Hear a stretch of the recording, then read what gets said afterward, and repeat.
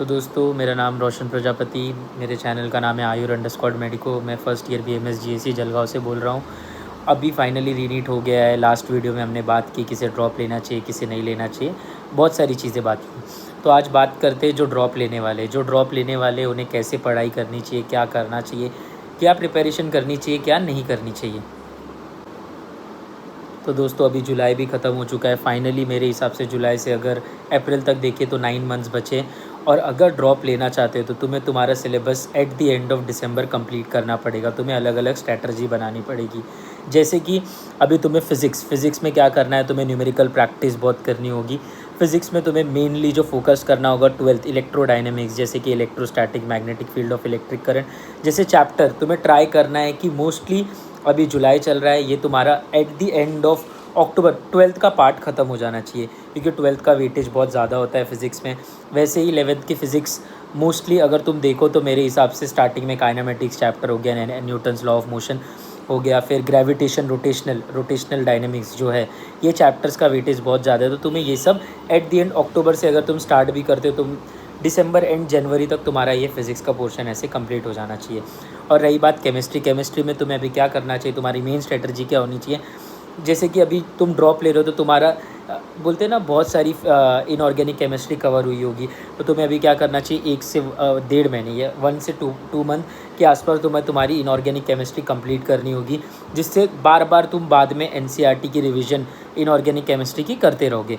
तो जिससे तुम पे at the end inorganic chemistry का बर्डन नहीं आएगा। और इनऑर्गेनिक केमिस्ट्री इतनी वास्ट नहीं है। ऑर्गेनिक केमिस्ट्री के डेली लेक्चर्स तुम्हें देखने होंगे। ट्राई करना ऑर्गेनिक केमिस्ट्री और inorganic chemistry at the end of October ख़त्म हो जाना चाहिए। फिर अक्टूबर के बाद तुमने फिजिकल केमिस्ट्री स्टार्ट की। फिजिकल केमिस्ट्री ट्राई करना न्यूमेरिकल्स बेस्ड ज़्यादा से ज़्यादा क्वेश्चन प्रैक्टिस कर सको। ये तुम्हें कुछ केमिस्ट्री में बोलते हैं ना बेसिक्स चीज़ें कवर करनी होंगी। और ट्राई करना कि दिसंबर एंड या फिर जनवरी के स्टार्टिंग से तुम्हें मोस्टली न्यूमेरिकल प्रैक्टिस करनी है बहुत ज़्यादा। जितने ज़्यादा पेपर्स लगाओगे, जितनी ज़्यादा प्रैक्टिस होगी, उतना ज़्यादा तुम्हें एफर्ट्स बोलते हैं ना, उतने ज़्यादा तुम्हारे रिजल्ट्स में तुम्हें इम्प्रूवमेंट दिखेगा। और जितने ज़्यादा MCQ प्रैक्टिस करोगे उतना ही रिजल्ट्स तुम्हें शोकेस होगा। और बायो की बात, तो बायो मेरे हिसाब से तुम्हें most at the end of October November 11 12 revision करके ख़त्म करना होगा, वरना सिलेक्शन के चांसेस बहुत कम हो जाते हैं। जिसका सिलेक्शन होता है ऑलमोस्ट उसकी बायो 100% हुई रहती है। तुम्हारी बायो कंप्लीट हो ना हो, तुम्हें अभी से ही फुल सिलेबस बायो की लगाना स्टार्ट करना चाहिए। जो मिस्टेक्स हो रही है वो टॉपिक जाओ कवर करो। बार बार बोलते हैं ना, शॉर्ट नोट्स बनाओ, देखते जाओ क्या कवर हो रहा है। जो क्वेश्चंस गलत हो रहे वो कॉन्सेप्ट जाके वापस पढ़ो, उसके वीडियो लेक्चर्स देखो। और ट्राई करो जितना ज़्यादा से ज़्यादा तुम वीडियो लेक्चर्स देख के वो कवर करो। और ज़्यादा से ज़्यादा ट्राई करो क्वेश्चन प्रैक्टिस की। द मोस्ट इम्पॉर्टेंट थिंग जो तुम्हें सिलेक्शन दिलाएगा इस क्वेश्चन प्रैक्टिस। और एक और बात, फ़िज़िक्स के लिए मैं रिकमेंड करूँगा कि एलन जैसे इंस्टीट्यूट या एलन जैसे बोलते हैं ना इंस्टीट्यूट में तुम क्वेश्चन प्रैक्टिस करो। जितने ज़्यादा क्वेश्चन प्रैक्टिस होगा उतना ज़्यादा तुम्हारे लिए अच्छा होगा। और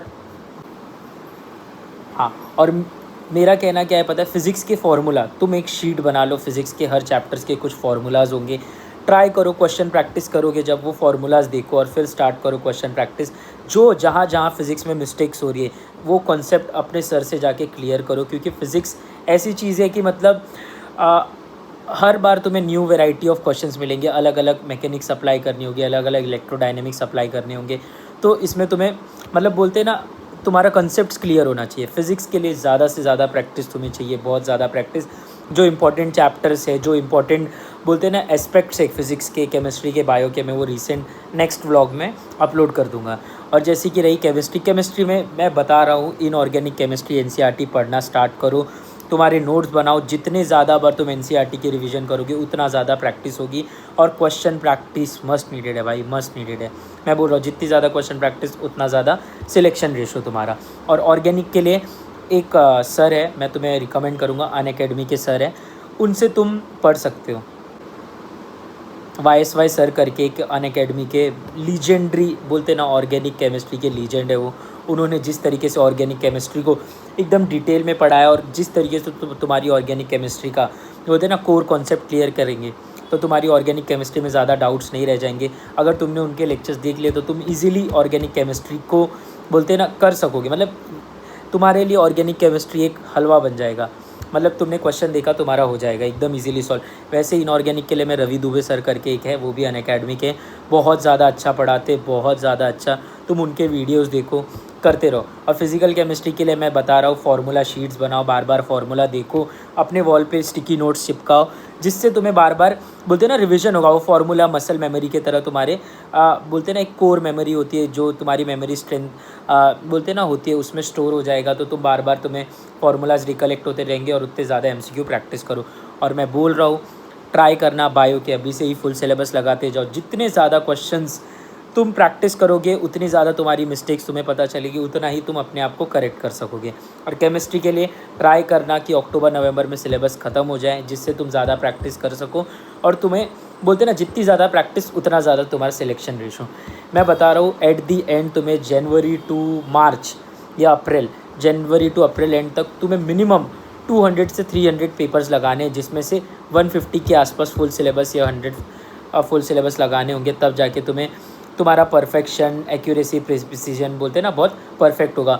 और ट्राई करना बायो को हर पेपर जो भी हो 35 से 40 मिनट्स में सॉल्व करो। केमिस्ट्री का पेपर हो जो 20 से 30 मिनट्स में हो जाए, या 45 मिनट्स मैक्स टू मैक्स, कि फ़िज़िक्स में सबसे ज़्यादा टाइम मिले, क्योंकि फ़िज़िक्स का पेपर बहुत कंसेप्चुअल हो रहा है, जिसमें तुम्हें बहुत टाइम्स लगेगा, तुम्हें बहुत एनालिसिस करने को होगा, जिसमें ज़्यादा से ज़्यादा कैलकुलेशन है।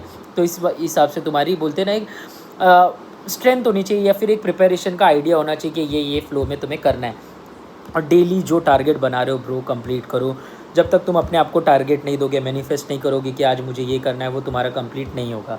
तो मैनिफेस्ट करो चीज़ें कि आज ये करनी है तो ये करनी है, और नेक्स्ट डे के लिए मत छोड़ो। कल करे सो आज कर, आज करे सो अब। जो तुम्हें कल करना है वो अब। ऐसा नहीं कि आज ये प्लान किया और वो कल करना है, ऐसा नहीं। जो तुम अभी कर रहे हो वो अभी करके हटाओ। बस इतना ही बोलना चाहूँगा। नेक्स्ट ब्लॉग में हम कवर करेंगे फ़िज़िक्स के कौन से इंपॉर्टेंट टॉपिक्स पढ़ने चाहिए, केमिस्ट्री के कौन से इंपॉर्टेंट टॉपिक्स है, बायो में कौन से इंपॉर्टेंट टॉपिक्स है, किस में मेजर फोकस तुम्हें करना है, किस में नहीं करना है। Thank you. लाइक सब्सक्राइब कर सकते हो चैनल को अगर तुम्हें मेरा व्लॉग पसंद आ रहा है, ayur_medico। और कोई भी डाउट है तो मुझे बेइज्जत पूछ सकते हो।